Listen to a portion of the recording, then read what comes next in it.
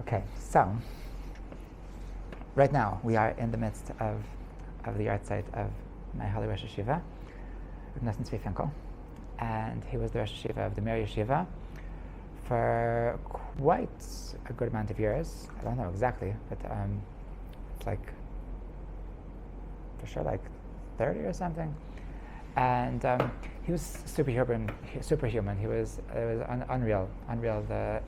What he did during his life. The most obvious thing that about him, the first thing that you saw about him, was that he had severe Parkinson's disease. And he, very interestingly, he got this disease right after he became Rosh Yeshiva, and the extent of this Parkinson's disease was we only learned after he passed away. Somebody came to the shiva, and he came in a wheelchair, and he wanted to tell the sons of the Rosh Yeshiva, he wanted to tell them a story about himself. He told them that I want you to know that I didn't know your father, but I had the same doctor as your father, because unfortunately I also have Parkinson's disease. And so one day I came to my doctor, and he asked me how I'm doing, and I said that I'm really a little bit down.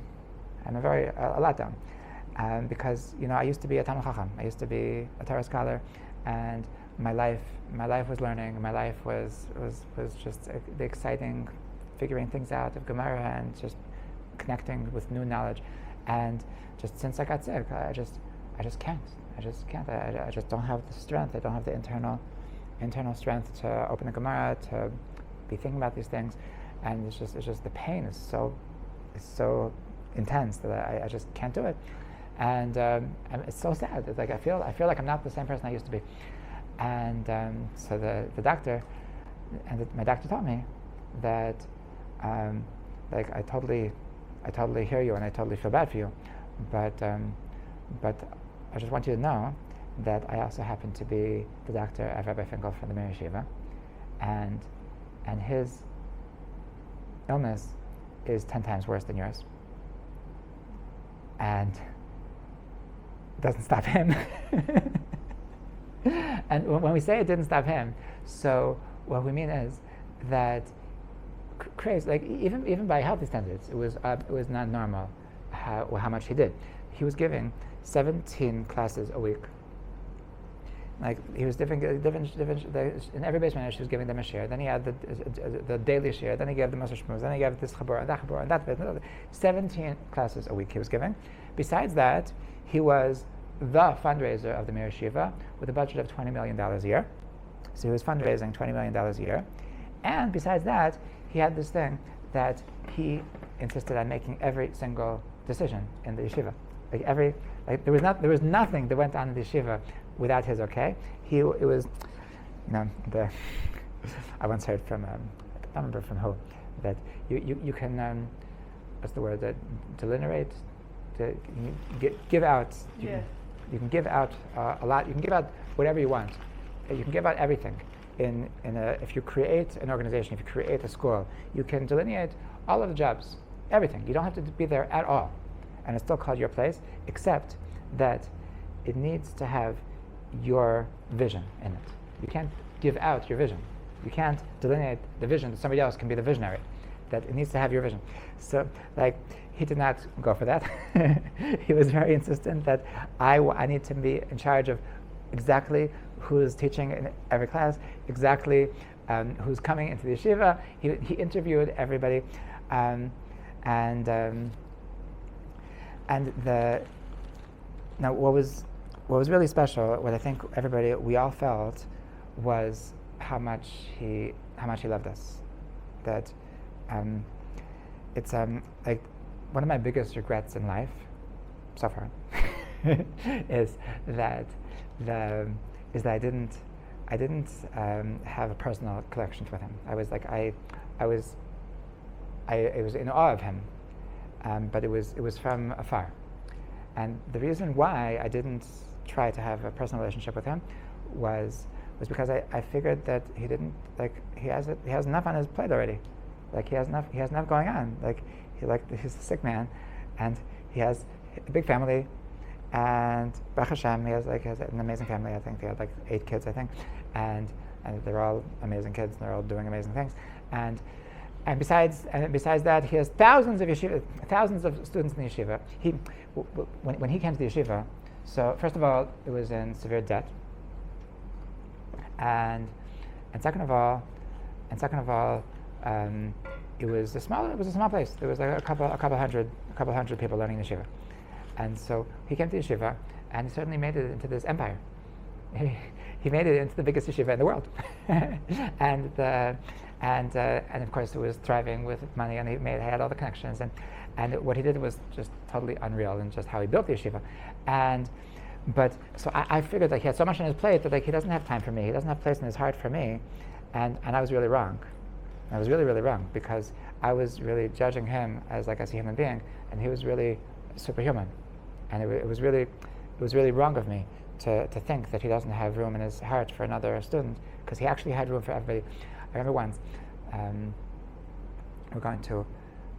he married off one of his children, and so all the students came to the wedding, and so his gabbai, so he kept on telling him to sit down, because the doctor told him that you have to sit down, but he insisted on standing up. He was standing up.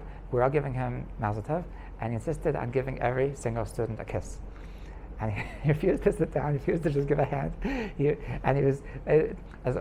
Nobody will ever know how much pain he was in from the fact that he was sitting. He just loved us so much that there was he couldn't imagine just sitting down.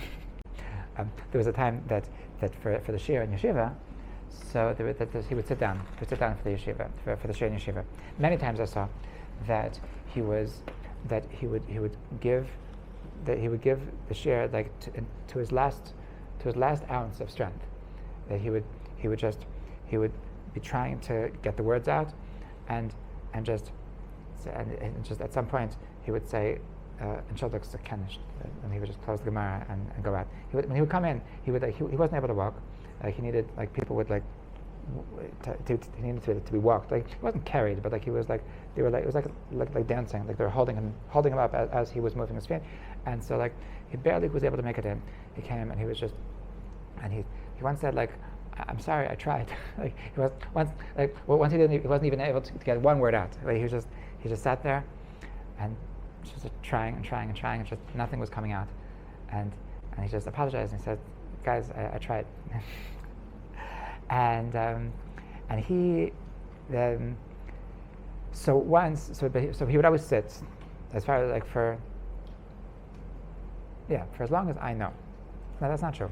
In the middle, when I first came to yeshiva, he was still standing. He was still standing for the shir klal. At some point, he was sat down, but then there was the story that he went to Lakewood Yeshiva, and then when he was in Lakewood, so he stood up. Because he figured it's appropriate, because that's to give them cover. Then he came back came back home to us, and then he said, and they said how can I sit down? What the Avrechem in Lakewood deserve that I should stand up, and my Avrechem don't deserve that I should stand up. So he would push himself to unreal limits of that really beyond comprehension. He never, the entire illness, he never would take painkillers. And the reason why is because the painkillers would fog his brain, and he wouldn't be able to learn at the same level that he wanted to with the painkillers. So he preferred to have this extreme pain his entire life, but to have a straight head, than to fog his brain, and he'll be able to just be whatever. I'm sure he would be. I'm just even with a fog brain, I'm sure he was able to be pretty good, but he needed to have to be at his best, and so pain wasn't a function. Pain didn't talk to him. It was just really something else. So we came back. So it was at the what you call it, at the wedding. So everybody mamish felt that he loves me, he cares about me, I'm special to him, which is crazy. He had thousands of students, and yet everybody really felt loved by him. I once, like I said, I didn't really push to have a deep relationship with him. But I had one story that stays with me. That once Friday, it was after I was married. Once Friday, so I was learning. I came to Yeshiva in the morning, and I was learning Yeshiva until like close to Shabbos, and so one day I didn't notice the time, and it was really late, and then suddenly it was already the siren, the whistle, and so I was running back home to jump into the shower, and so on the way out, so I saw the Rosh Yeshiva, and he was being in his wheelchair, and so I was embarrassed. Like, he's going to see that I'm so late. He was like, come on, like, you're so irresponsible. How could you? And so I was I was stuck. Like, it was because he was in a wheelchair, because he was taking up the whole hall. So I was like, I couldn't escape. So I was like looking at him, like totally embarrassed. But he realized the situation, and he saw my talis bag. Okay. And he realized that that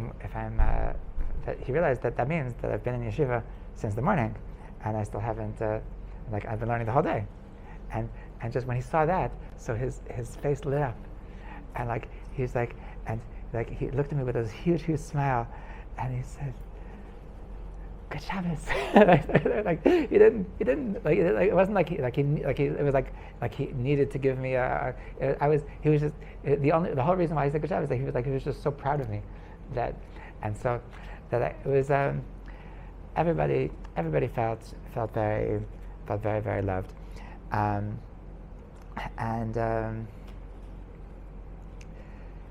he really cared about everybody. Another short story about just how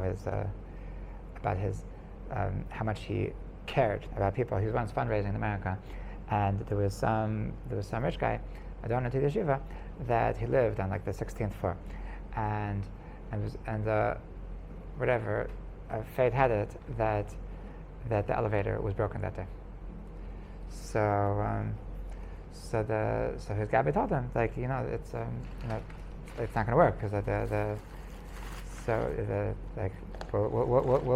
we'll tell him that we tried, we came, and that he should come down, and he said no, ma pitom, that he's a donor of Yeshiva, he deserves that I should come to his house to visit, to pay him a visit. It's a respect that I pay as appreciation for the fact that he supports the yeshiva, and I'm not giving up, I'm not compromising him. And so it took him an hour. He had to stop every floor, and it took him an hour to get to the top, to get to the 16th floor, and so the happy ending to the story that he was huffing and puffing, and the donor was obviously just completely embarrassed that he did that, and he said, Rosh Yeshiva, don't say a word. You just rest. I'm writing you a check right now for $1 million. Okay. So he didn't know that's what was going to happen. He really just felt that it's just that pain isn't the function. I do whatever I think is the right thing to do, and it's going to be in the best way. Another famous story that was going around was that once that he had a special relationship with the CEO of Starbucks. Okay, and so once he organized that all of his friends, his CEO friends, should come to meet his Rosh Yeshiva friend, and so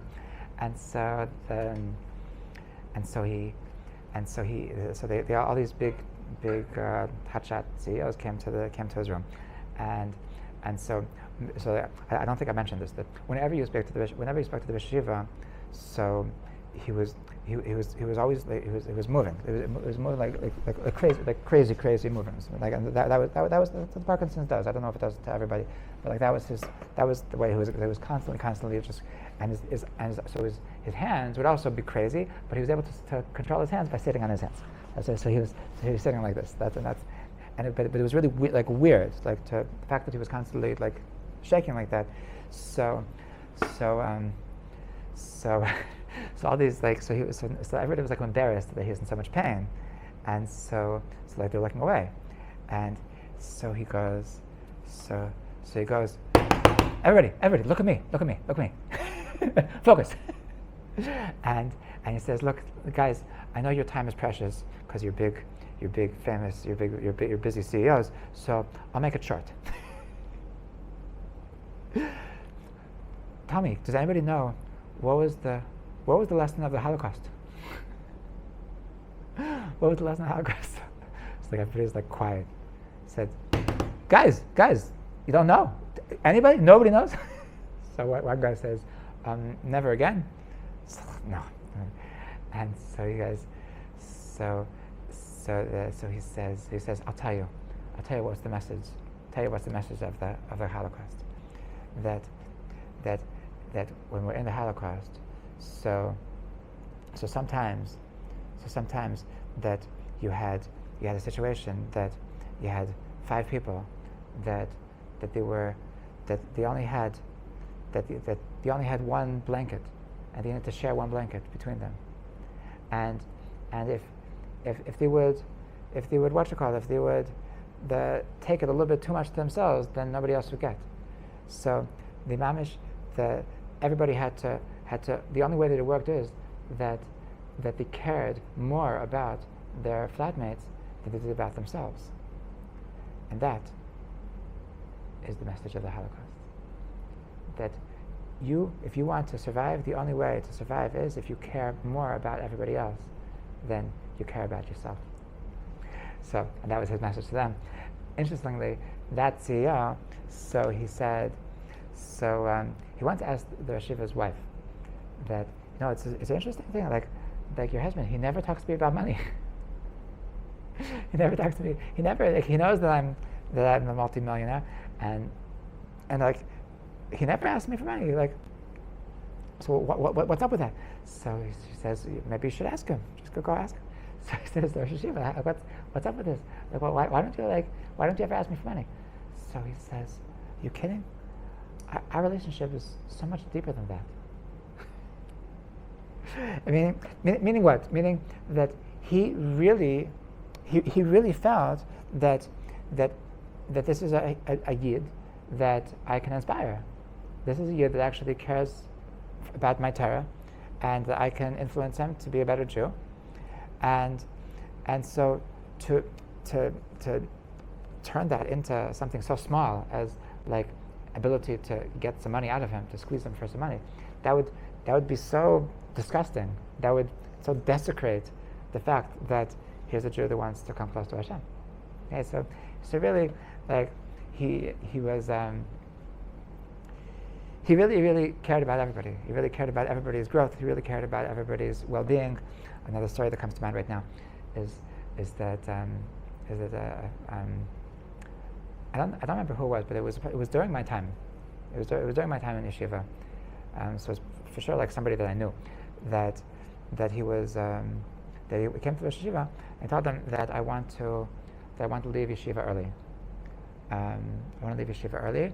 I want to leave Yeshiva a week before the end of the Zman,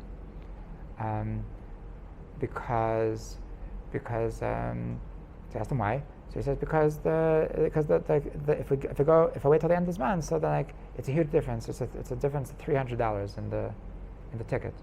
So some parents they want to spend extra $300. That's why I'm going. So I'm going home early. That's why I'm going home early. Okay, so he says, hold on. He goes to the kitchen, comes back, he puts $300 on the table. And he says, here, stay till the end of this month.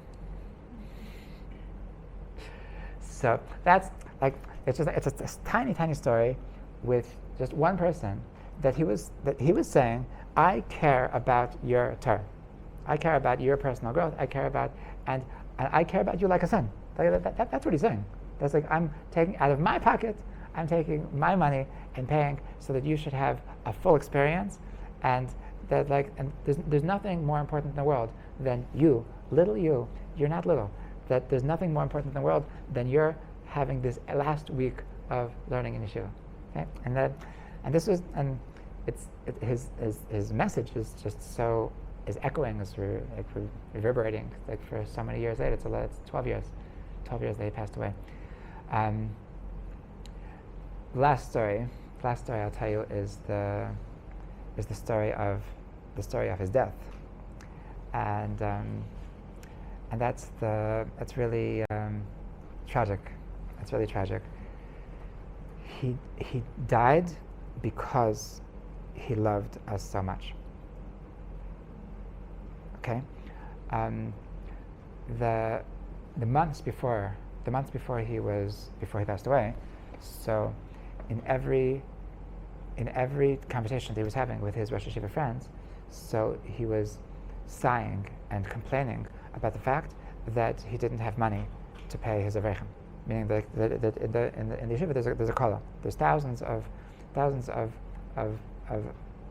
men that are learning in yeshiva full time, and they get a very, very, very small stipend. Like I was there, they were getting like if you're lucky, you get 1,200 shekel a month for a full day, which is really nothing. But so many students that he couldn't do it, and they're always like 3 months behind or whatever, and he was just really, really in pain. He was physically in pain from the fact that these avrechem were depending on him for their livelihood, and he was failing them in his eyes, and so he after like 3 or 4 months of it being so bad, of this sighing and this feeling, this heartache, so his heart literally stopped. And when the doctor said, like, what did he die of? So they said, dom lev, which just means that his heart stopped, which is stupid because everybody that dies, their heart stops. So it doesn't. It means that they have no idea. But it was just so obvious from the situation that he died of heartache, which is really the greatest tribute to how much he cared about us, how much he cared about the students, how much he loved us, and he loved the Torah. He loved the Torah so much.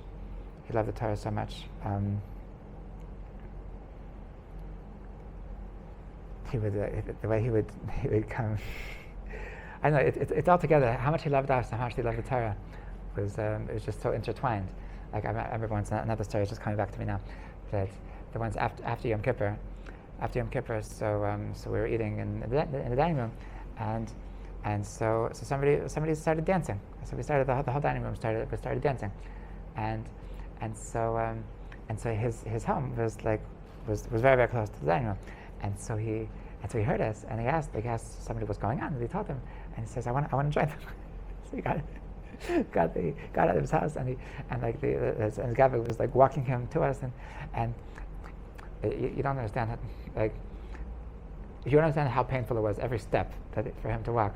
So just he wanted to be with us. His talmidim were, and this is like the small amount of talmidim. The boys were in yeshiva after him, and so we were happy. He wanted to be happy with us,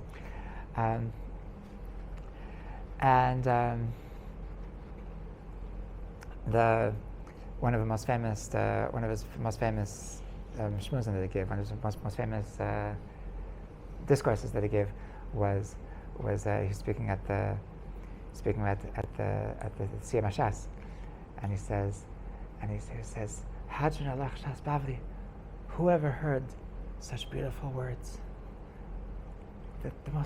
whoever heard that there's no such beautiful words in the entire world, that just the happiness, that how wonderful it is just to hear these words. Somebody noted that he said, whoever heard such beautiful words. It's not meaning that he was so in ecstasy from hearing somebody else saying Hadron Lach Shas Bavli, that I just finished the Shas. Not even you, not even saying. He didn't say whoever said such beautiful words, whoever heard such beautiful words. That just to hear such a thing.